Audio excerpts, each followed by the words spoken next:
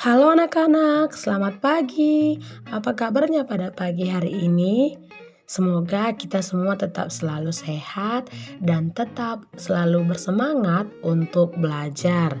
Oke nak, pada pagi hari ini kita akan belajar PKN dari buku tema kita, tema 7, subtema 3, pembelajaran yang kedua.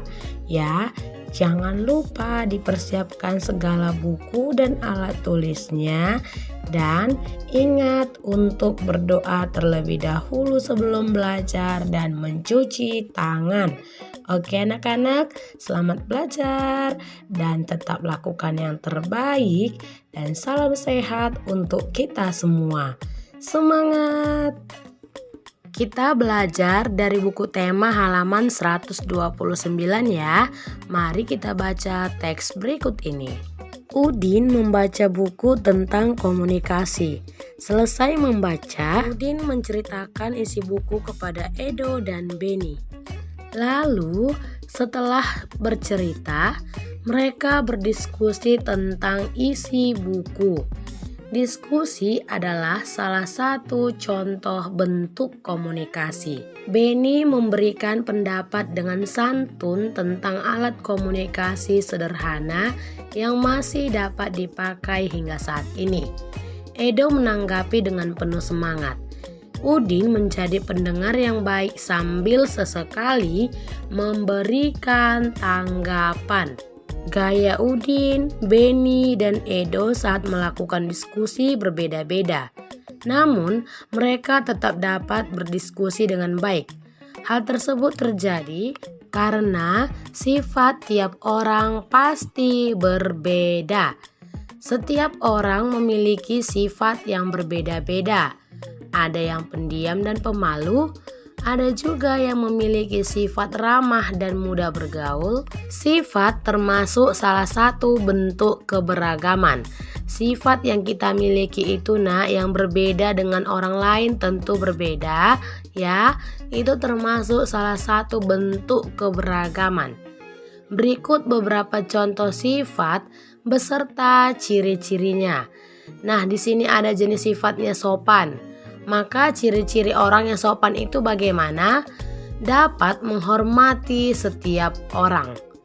Kemudian ada sifat yang sombong. Ciri-cirinya selalu merasa lebih baik dari yang lain. Ada sifat keras kepala. Ciri-cirinya tidak mau mendengarkan pendapat orang lain.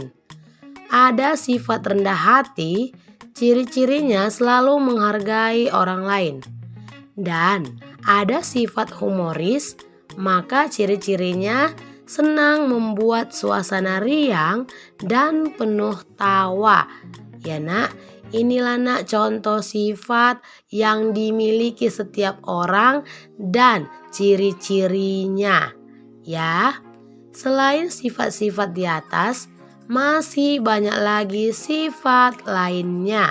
Nanti kamu dapat mencari tahu secara mandiri anak-anak.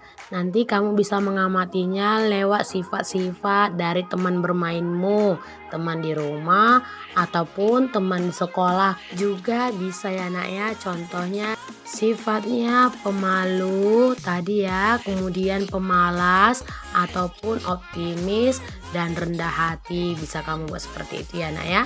Lalu dapat kamu lihat dari contoh seperti yang ada di buku kita ya. Dapat kamu buat dalam bentuk bagan seperti ini. Aneka sifat dan kebiasaan teman-teman. Ada namanya si Andika, sifatnya keras kepala, kebiasaannya usil. Ada namanya si Dewi, sifatnya pemalu, kebiasaannya sering menangis. Ada namanya si Umar, sifatnya sombong, kebiasaannya sering marah. Ada namanya si Riyama, sifatnya rendah hati dan kebiasaannya suka menolong. Dan ada contoh terakhir namanya si Farid, sifatnya humoris, lalu kebiasaannya selalu tertawa. Inilah nak sebagai contoh aneka sifat dan kebiasaan teman-teman. Nanti dapat kamu buat secara mandiri ya. Lalu, dapat kamu diskusikan tentang perbedaan sifat dan kebiasaan temanmu. Apakah saat berkomunikasi terjadi masalah? Kadangkala, saat berkomunikasi terjadi pertengkaran. Dengan memahami aneka sifat dan kebiasaan teman, kita telah menjaga persatuan yang sesuai dengan sila ketiga Pancasila, yaitu Persatuan Indonesia. Sampai di sini paham ya anak-anak Miss Rina semuanya? Tugasnya dapat kamu kerjakan dari halaman 131 secara mandiri anak-anak. Oke, sampai jumpa di video pembelajaran berikutnya. Jangan lupa rajin belajar dan mengerjakan tugasnya di setiap hari. Jangan bosan untuk menonton video pembelajaran ya anak-anak. Oke, selamat mengerjakan. Salam sehat. Tuhan memberkati.